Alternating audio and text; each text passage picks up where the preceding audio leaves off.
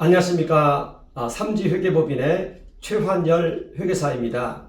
오늘 이 시간에는 이제 사업을 시작하시는 분들을 위해서 부가가치세에 대해서 개략적으로만 그 구조를 설명드리고자 합니다. 부가가치세는요, 일반 소비세라고 합니다. 그러니까 소득세하고 다릅니다. 소득세는 소득에 대한 세금이고요. 소비세는 소비자로부터 10%씩 받아가지고 대신 납부해준다, 이런 개념을 가지고 있습니다. 그래서 일반 소비세라고 부릅니다. 자, 그래서 우리가 판매하는 모든 재화와 용역에는 10%의 부가가치세가 붙어 있다는 것을 일단 알고 있어야 되겠습니다. 그리고 내가 구매한 물품에도 전부 10%의 부가세가 붙어 있다, 이렇게 생각하시면 되겠습니다. 그러니까 부가세의 계산 구조는요, 이렇게 매출액 곱하기 10%에서 매입액 곱하기 10%를 뺀 금액이 바로 부가세이다, 이렇게 알고 계시면 되겠습니다. 자, 그리고 여기에서 이제 카드세 공제를 해주는데요, 카드나 현금 영수증 1.3%를 공제해 줍니다. 일반적으로 카드 수수료가 한 1.5%에서 2%, 3%까지 있는데요, 이것을 고려해서 카드 매출액에 대해서 1.3%의 이런 공제를 해줍니다. 이때 1,000만원 한도 내에서 그것을 공제한다는 것입니다. 그리고 여기에서 이제 중간에 낸 예정고지한 세액을 빼서 이제는 차감납부 세액이 결정이 된다는 것입니다. 아주 간편하고 단순한 그런 구조를 가지고 있습니다. 자, 이것이 이제 일반적인 하나의 부가가치세의 틀인데요. 도소매업 같은 경우 보면은요, 일반적으로 마진이 한 20% 된다고 합시다. 그러면 매출에서 매입 뺀 그 마진이 20% 되는 것이죠. 여기에서 10%, 이게 이제 부가세입니다. 그럼 한 2% 정도 되겠죠. 여기에서 이제 카드세액 공제 1.3%를 공제를 하면은 결국은 한 0.7% 된다, 이렇게 생각을 할 수가 있다는 것입니다. 자, 그런데 이제 제조업이나 건설업 같은 경우에는요, 매출과 매입의 차가 꽤 큽니다. 이 가운데 인건비가 있기 때문에 그렇습니다. 그렇기 때문에 제조업이나 건설업은 도소매업보다 부가가치세가 좀 더 많은 편입니다. 그리고 서비스업의 경우에는요, 매입액이 아예 없죠. 그러니까 매출액 전체에 대해서 10%가 부가세이다, 이렇게 알고 있으면 되겠습니다. 자, 그리고 매출액은 어떻게 산정하느냐? 세금계산서 발행한 거, 그리고 카드, 현금 영수증, 또 통장으로 받은 거, 이러한 것들이 이제 매출이 되는 것입니다. 그리고 이때 매출과 관련해서 참조해야 될 것은 SNS 매출, 이 부분이 누락되면 안 된다는 것입니다. 자, 그리고 매입액과 관련해서도 세금계산서 매입액이 있고 카드 매입액이 있습니다. 이거 전부 다 공제가 되는 것입니다. 자, 그리고 이때 매입세 관련해서는 참조할 것이 하나가 있는데요, 불공제 매입세액이 있습니다. 이것은 하나의 국가적인 하나의 정책에 따라서 정해지는 그러한 내용인데, 접대비 관련된 모든 매입세액은 불공제입니다. 그러니까 사장님이 접대 목적으로 해서 식사하고 한 것들, 이런 것들은 다 불공제입니다. 그리고 승용차 관련된 매입세, 소형 승용차 관련된 매입세액이 또 불공제입니다. 그래서 소형 승용차에 대해서는 승용차를 구매한 것도 불공제이고요, 또 수리한 것도 불공제이고, 그리고 여기에 기름을 넣는 거, 유류대도 전부 매입세액 불공제입니다. 그리고 면세 관련된 매입세 불공제이고요, 또 가사용으로 사용한 거, 이것도 이제 매입세액 불공제가 되겠습니다. 이것이 이제 부가세의 하나의 계산 틀이 되는 것입니다. 여기서 이제 또 하나 알고 있을 것은, 여기 카드세액 공제를 1.3%를 1천만원 한도 내에서 해주는데요, 이때 법인의 경우에는 카드세액 공제가 존재하지 않는다는 거, 이 정도를 알아두시면 되겠습니다. 자, 그러니까 개인 사업자로 할 경우와 법인 사업자로 할 경우에 이와 같은 차이가 존재한다, 이것을 인식해야 된다는 것입니다. 그런데 이제 부가세 관련해서 업종별로 약간씩 차이가 있습니다. 이때 요식업 같은 경우가 여기에 해당이 되는데요. 요식업의 특성은 뭐냐면요. 내가 매입 자료를 거의 면세로 해서 매입 자료를 받습니다. 면세는 일반적으로 야채, 정육, 쌀 이러한 생필품이 일반적으로 면세입니다. 그러니까 면세로 공급을 받아서 과세로 매출을 하는 것입니다. 이때 우리나라의 경우에 음식점은 우리나라에서 많은 인구가 여기에 종사하고 있고 그래도 비교적 영세하다고 간주합니다. 그래서 이 면세로 구매한 물품에 대해서도 이건 10% 부가세를 지불한 것이 아닙니다. 그럼에도 불구하고 이렇게 매입세액으로 의제를 해줍니다. 이 10%를 지급하지 않았음에도 불구하고 면세 물품에 대해서 매입세액을 지불한 것처럼 의제를 해줍니다. 109분의 9를 면세 금액에 곱해서 의제해줍니다. 매입세액으로. 그래서 이것을 가리켜서 의제 매입세액이라고 그럽니다. 이것을 이렇게 공제를 해줍니다. 자, 그런데 이때 2억까지는 109분의 9를 하고요. 2억 초과분은 108분의 8을 합니다. 그리고 법인의 경우에는 이 의제 매입세액 공제가 106분의 6입니다.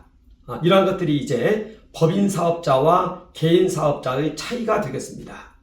다른 부분은 이제 아까 이야기한 그 일반적인 계산 구조와 같습니다. 자, 그런데 이때 이러한 의제 매입세액은 이제 요식업 외에도 다른 업종에도 존재하는데 그 내용만 간단히 한번 살펴보도록 하겠습니다. 요식업 개인 사업자 2억의 경우에는 109분의 9이고요. 2억 초과분은 108분의 8, 그리고 법인 사업자는 106분의 6입니다. 그리고 음식점 중에서도 유흥업을 하는 데 있습니다. 이런 데는 102분의 2입니다.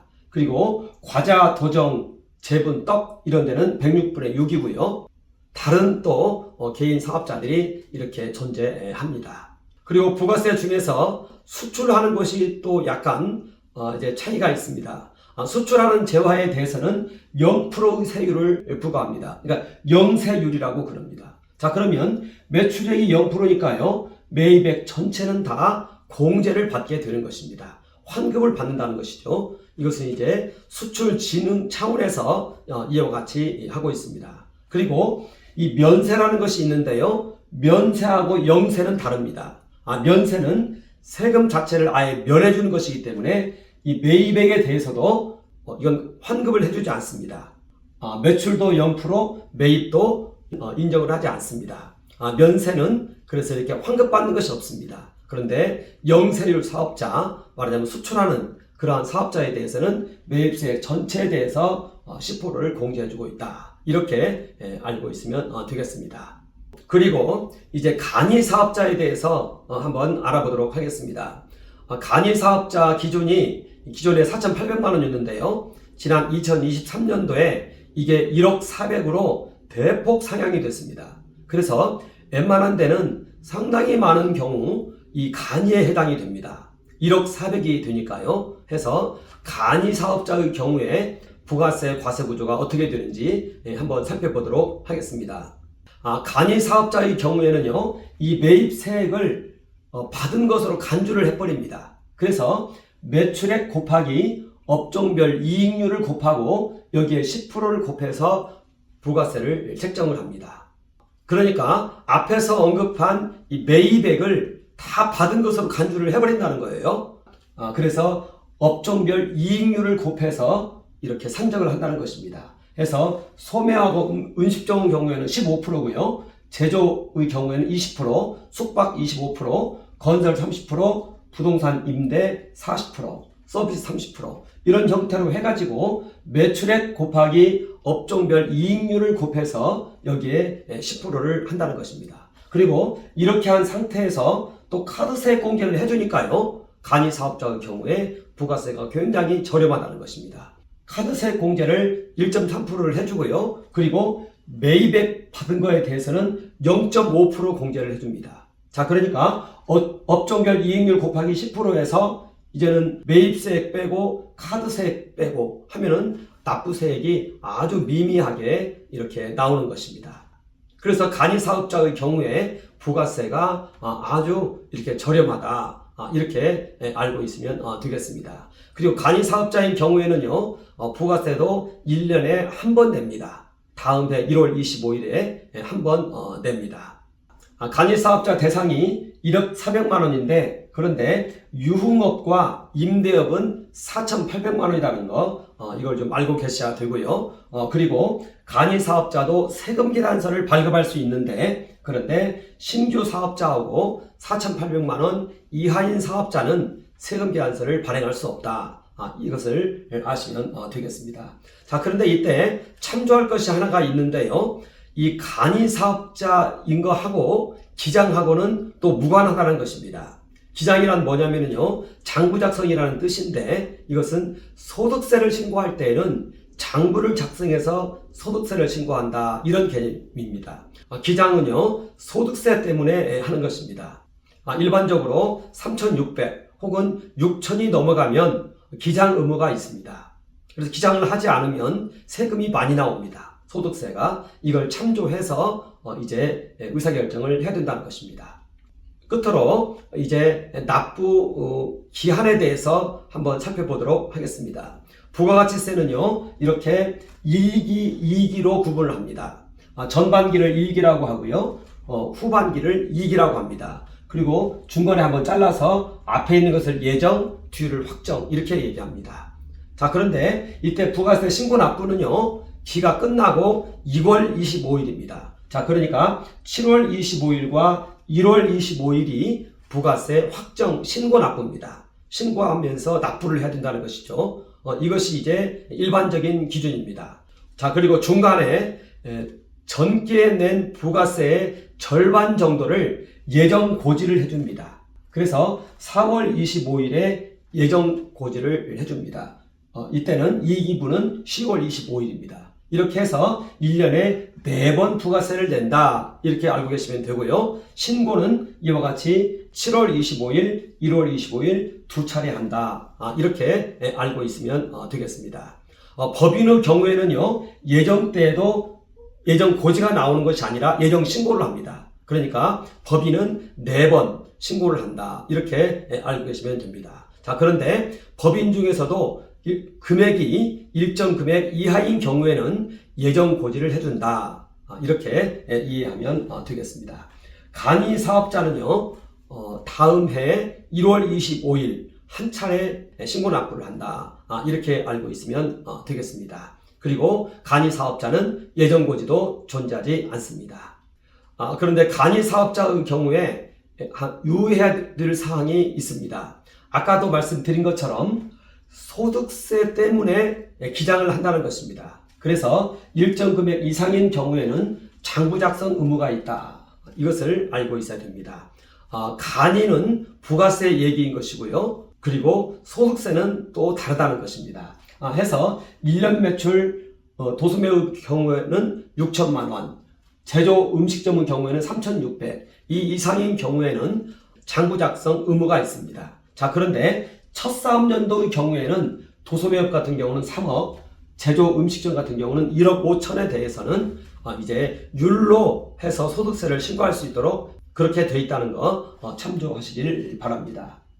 그래서 기장 의무에 해당하는 사업자는 간이 과세 여부와는 무관하게 모든 증빙을 다 갖춰야 하고, 또 세금 계산서도 또한 다 수령해야 된다, 이것을 잊지 말아야 된다는 것입니다. 여기에서의 모든 증빙이라는 것은요, 특별히 그 중에서도 지원 신고를 말하는 것입니다. 지원 신고가 되어 있어야 장부를 작성할 때 그 부분만큼을 이제 매출에서 차감을 해서 이익을 산정하기 때문에 그렇습니다. 부가세에 대해서 간략히 소개해 드렸고요. 기타 다른 사항들은 네이버 블로거를 또 참조하시고 문의를 주시면 되겠습니다. 그리고 저희는 방문 상담이나 교육, 그리고 절세 컨설팅, 이런 것에 대해서도 최선을 다하고 있습니다. 감사합니다.